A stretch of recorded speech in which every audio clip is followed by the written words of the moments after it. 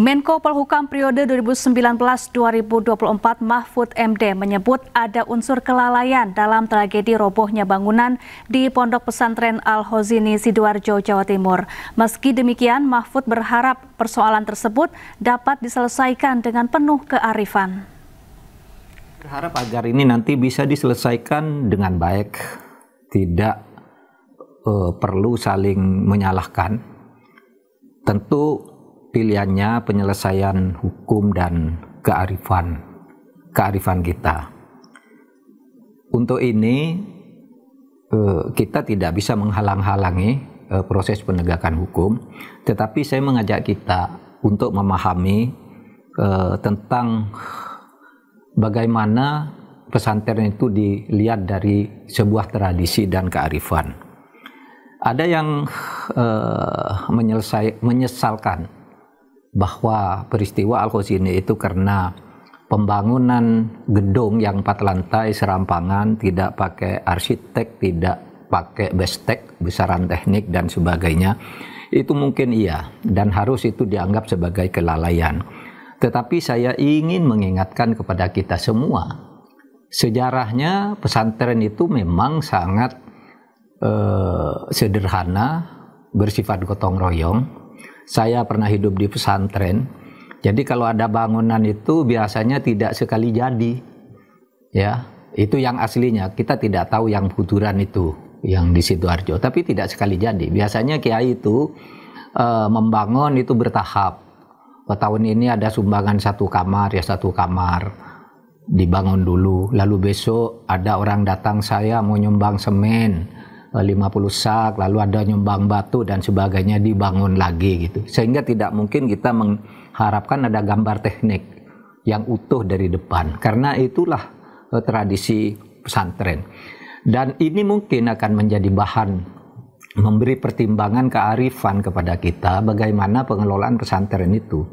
Oleh sebab itu agak susah mengharapkan dari pesantren itu, terutama pesantren-pesantren salaf atau salafiyah gitu, itu yang kemudian ada IMB yang terkoordinasi dan teradministrasikan dengan baik karena uangnya yang tidak Pemerhati anak Seto Mulyadi hadir di posko DVI Rumah Sakit Bayangkara Polda Jawa Timur memberikan semangat kepada keluarga korban yang menanti proses identifikasi.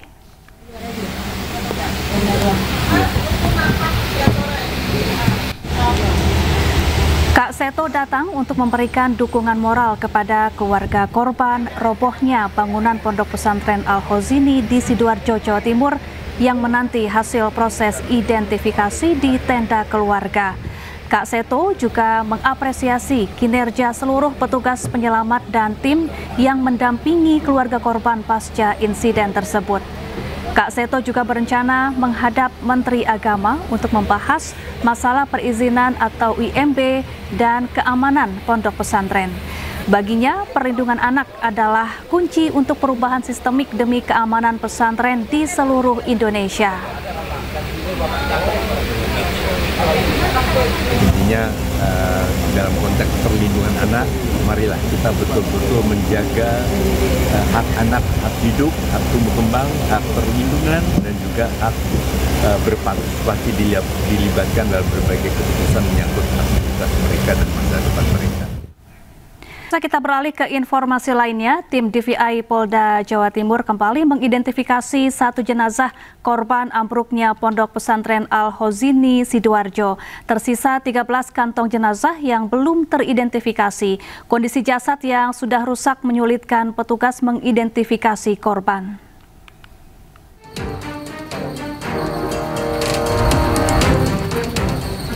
Tim DVI Polda Jawa Timur kembali berhasil mengidentifikasi 1 jenazah korban musola ambruk di Pondok Pesantren Al-Hozini, Sidoarjo, Sabtu malam. Jenazah teridentifikasi melalui DNA dan rekam medis gigi. Korban atas nama Muhammad Ridwan Sahari, santri laki-laki asal Surabaya berusia 14 tahun. Sehingga total ada 51 korban yang berhasil diidentifikasi dari 67 kantong jenazah yang diterima. Identifikasi melalui DNA dan medis gigi. cocok dengan nomor antemortem 056 sebagai Muhammad Ridwan Sahari, laki-laki 14 tahun dengan alamat Bendul Merisi Jaya Timur nomor 17 RT 002 RW 012 Bendul Merisi Wonocolo Kota Surabaya. Sampai dengan hari ini tim gabungan telah berhasil mengidentifikasi total 51 korban dari 67 kantong jenazah yang diterima. Sementara itu, keluarga korban mengaku ikhlas atas kepergian korban yang diyakini telah mati syahid.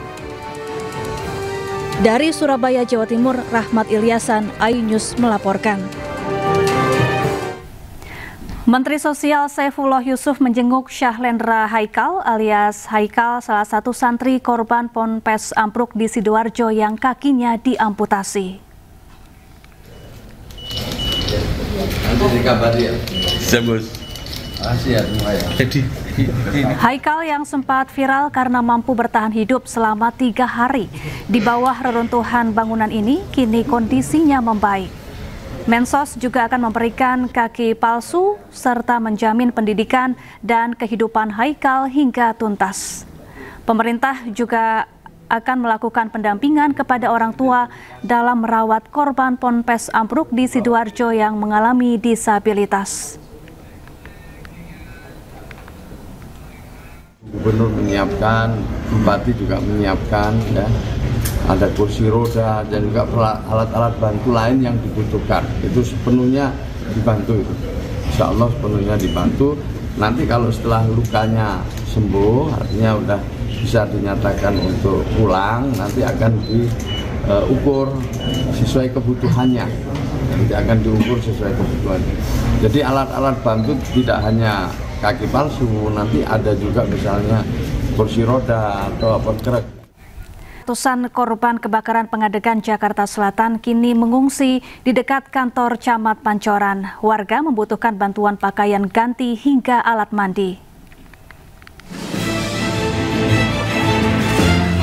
Sebanyak 450 warga dari 120 kakak kehilangan tempat tinggal akibat kebakaran di Pengadegan Timur, Jakarta Selatan. Posko pengungsian didirikan oleh BPBD DKI Jakarta di salah satu lahan kosong sebelah kantor Camat Pancoran. Posko pengungsian dilengkapi dengan posko kesehatan dan dapur darurat. Salah satu warga menceritakan detik-detik saat kebakaran terjadi. Ia menyelamatkan diri dan membawa surat berharga. Para pengungsi mengaku hingga kini membutuhkan alat mandi dan baju ganti. Ya pas kejadian tuh itu ada orang itu ada kebakaran, jadi saya keluar gitu. Sempat nyelamatin apa? Ya nyelamatinnya cuman itu aja, apa surat-surat kakak, dompet, udah itu aja. Enggak bu, pakaian dong itu akta-akta apa juga udah habis, nggak bisa. Iya nggak bisa, bu nggak orang langsung gede banget. Pas kejadian ibu ada di rumah? Ada. Bareng sama siapa? Bareng semua keluarga, iya pas lagi pada nongkrong ini. Kan aku jualan di depan rumah, baru belanja habis semua. Berarti ini ngungsi di sini sama berapa anggota keluarga ibu? Keluarganya saya mah 4, sama saudara-saudara semua sekampung. Kebakaran melanda pemukiman padat di kawasan Pengadegan Pancoran, Jakarta Selatan pada Sabtu siang. Menurut petugas pemadam, kebakaran diduga bermula dari korsleting listrik di salah satu kontrakan petak. Dari Jakarta, tim liputan iNews melaporkan. Pemirsa, pernikahan kakek berusia 74 tahun dengan gadis muda berusia 24 tahun di Pacitan, Jawa Timur viral di media sosial. Tak hanya karena perbedaan usia, mahar fantastis 3 miliar rupiah yang disebutkan ternyata palsu. Menikahkan Sela Arika dengan mas kawin cek senilai 3 miliar rupiah. Inilah rekaman video akad nikah Sutarman, kakek berumur 74 tahun, dan Sheila Arika yang berusia 24 tahun. Akad nikah yang berlangsung di rumah mempelai wanita di Desa Jeruk, Kecamatan Bandar Pacitan. Cek senilai 3 miliar rupiah. Saat akad nikah, sang kakek menyerahkan selembar cek senilai 3 miliar rupiah. Usai akad nikah digelar pesta, semua tamu undangan yang datang mendapatkan uang saku Rp100.000 per orang.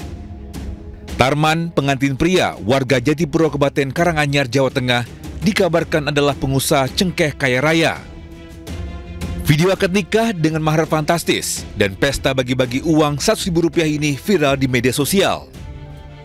Namun belakangan muncul kabar cek kosong dan pengantin pria kabur. Keluarga Sheila membantah bahwa pengantin kabur. Kedua pengantin tengah berbulan madu di Wonogiri, Jawa Tengah. Namanya mahar yang 3M itu betul ya Pak ya? Betul Pak, itu betul. Itu sudah ada uangnya di bank Pak ya? Iya Pak. Isu-isu yang beredar itu yang selama ini di TikTok kurang benar ya Pak ya? Kurang benar, itu kurang benar. Tidak tahu sebenarnya, yang tahu istri saya Pak.